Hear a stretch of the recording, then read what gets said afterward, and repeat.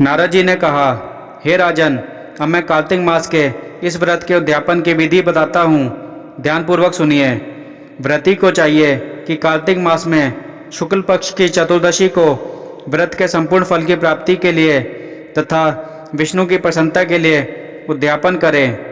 तुलसी के ऊपर चंदोआ बनावें, वंदनवार व फूलों से सुसज्जित करें, चंवर से सुशोभित मंडप बनावें, चारों दरवाजों पर मिट्टी के बने हुए पुण्यशील, सुशील, जय और विजय 4 द्वारपालों को अलग अलग बैठावें। तुलसी की जड़ों में 4 रंगों द्वारा सर्वतोभद्र चक्र बनावें। उसके ऊपर पंचरत्न नारियल रखें और शुद्ध वस्त्र से कलश को ढकें। फिर भगवान विष्णु का पूजन करें। द्वादशी को भगवान विष्णु जागे थे, त्रयोदशी को देवताओं ने उनके दर्शन किए थे, चतुर्दशी को देवताओं ने उनका पूजन किया था, इसलिए भगवान विष्णु की उद्यापन पूजा की जाती है। उस दिन संयम तथा शांतचित्त होकर व्रत करना चाहिए। अपने गुरु की मूर्ति बनाकर षोडशोपचार तथा विविध नैवेद्य आदि से भगवान का पूजन करें। विविध प्रकार के वाद्यों के साथ कीर्तन करता हुआ उस रात्रि में जागरण करें। जो प्राणी श्रद्धापूर्वक भगवान का कीर्तन करते हैं उन लोगों के 100 जन्मों के पाप धुल जाते हैं। जो व्यक्ति भगवान के नियमित जागरण करके रात्रि भर भगवान का कीर्तन करते हैं उनको असंख्य गोदान का फल मिलता है। जो लोग भगवान की मूर्ति के सामने नृत्यगान करते हैं उनके अनेक जन्मों के एकत्रित पाप नष्ट हो जाते हैं। जो लोग भगवान के सम्मुख बैठकर कीर्तन करते हैं और बंसी आदि बजाकर भगवत भक्तों को प्रसन्न करते हैं और भक्ति से रात्रि भर जागरण करते हैं उन्हें करोड़ों तीर्थ करने का फल मिलता है।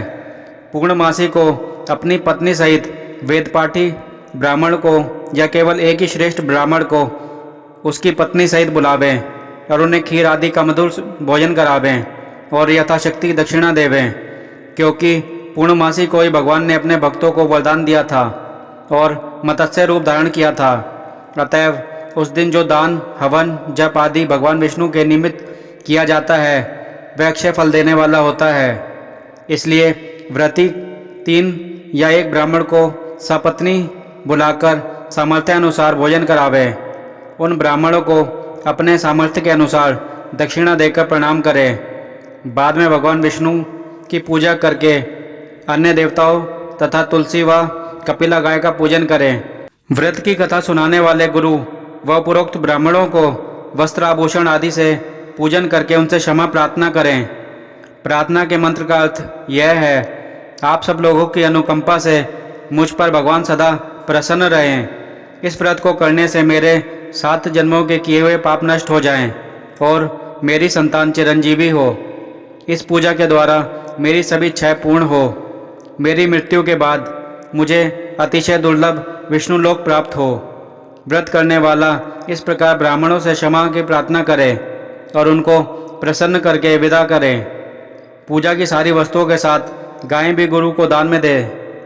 पश्चात घर वालों और मित्रों के साथ स्वयं भोजन करें।